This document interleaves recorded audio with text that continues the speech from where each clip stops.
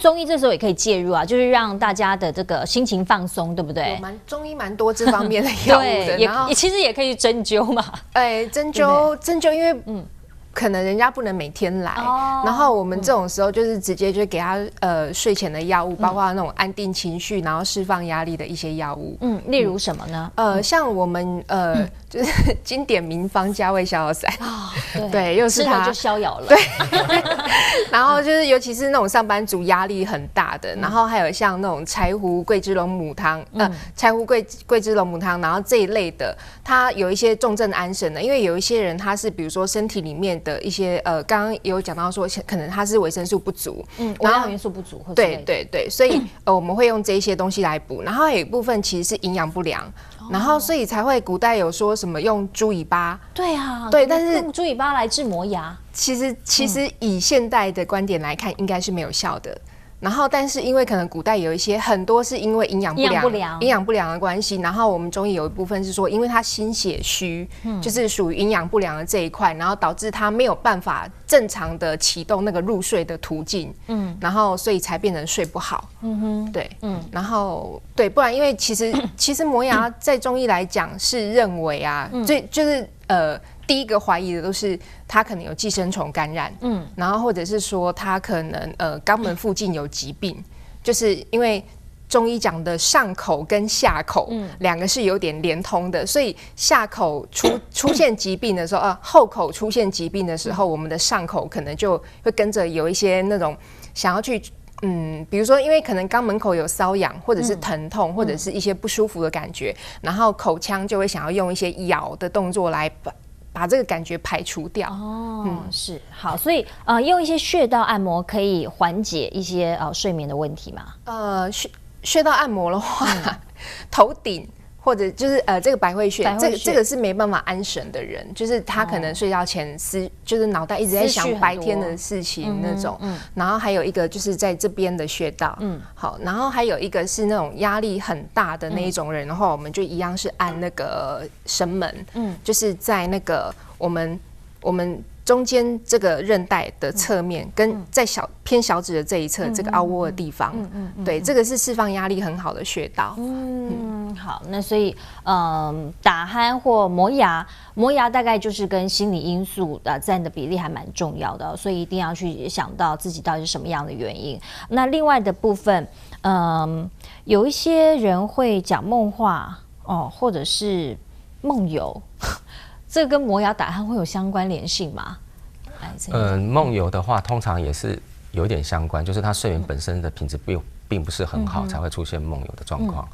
那还有我们打鼾的人，事实上有去注意到，就是说他如果睡前有在吃安眠药的人，或者是睡前有喝酒的人，也特别容易会打鼾。那是因为肌肉过度放松，所以会导致所谓的打鼾。那这些人事实上他有可能会出现所谓的梦游。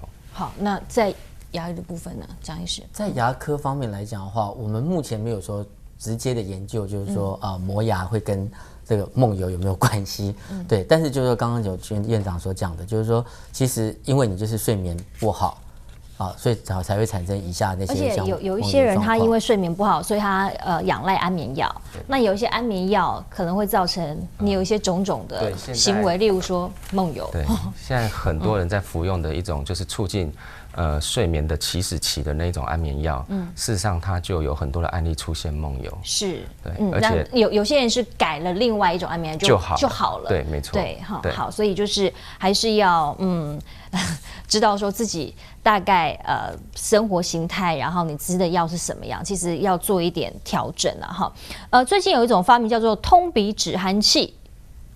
陈院长，这个是可以止鼾的吗？我们止鼾器的话，事实上有很多种哈。那通鼻止鼾器的话是戴在鼻子上面，然后它借由增加我们鼻翼的张力那打开我们的鼻腔，让我们鼻腔比较顺畅。不过如果它阻塞的部位是在喉咙，那当然就是没有效果。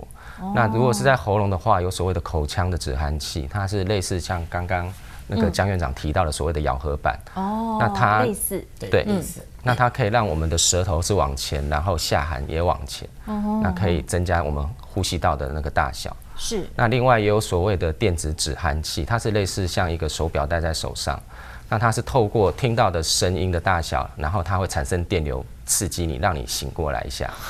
所以睡眠品质也这样好，所以就一直被叫醒，一直被叫醒。它的好处是让枕边人可以好好睡觉。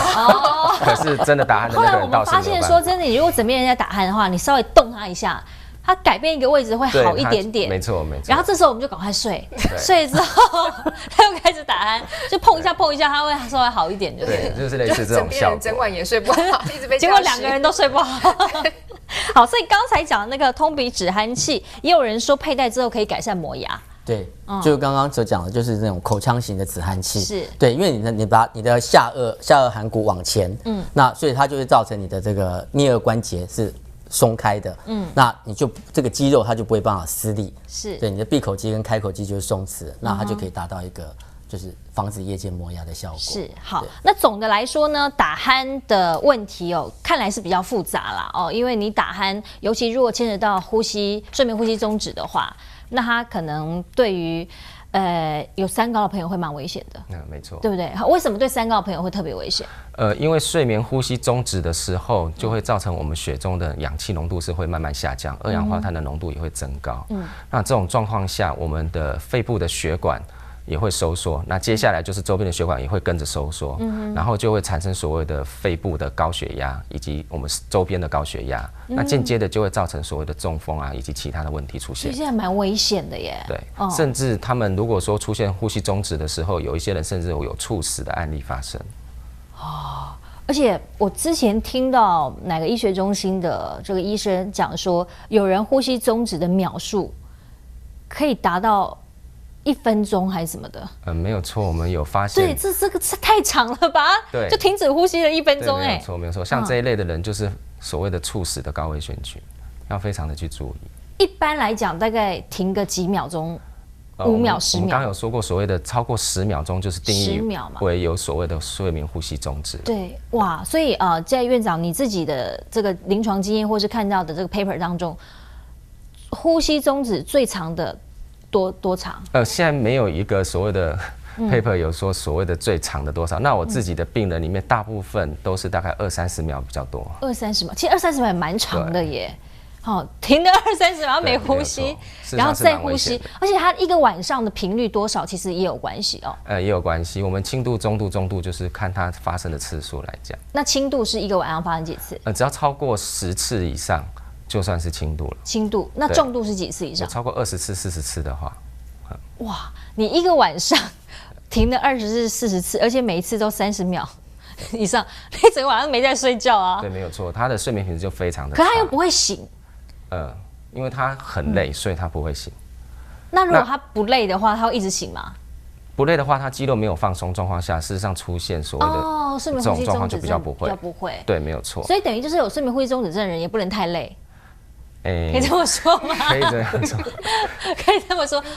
我有遇过一些病人就是问他们睡眠的情况的时候，因为我们中医一定会问他睡眠。是。然后那个男生，比如说夫妻一起来，然后男生就说他整晚都很累，他一倒下来，他坐在椅子上他就睡着了，他明明整晚都睡得很深、很熟、很好，而且打鼾打得很大声。对。然后他老婆就说：“哪有你吵死了。”然后就是其实细问他的睡眠品质真的不好，可是当事人都一直以为他睡得很好。对对对。所以他也不会想要去求医，说他是不是要处理他睡眠的问题。是，就是这样，就是他完全没有 sense 到这种状况，而他可能也要去看他到底有没有三高的问题对，然后因为台湾三高族群太多，而且有部分人是隐性的，他可能也不知道自己有这方面的。像这样子的人，他白天可能起来的时候，他还会觉得头很痛，因为头整晚是缺氧的，然后记性还会特别的差。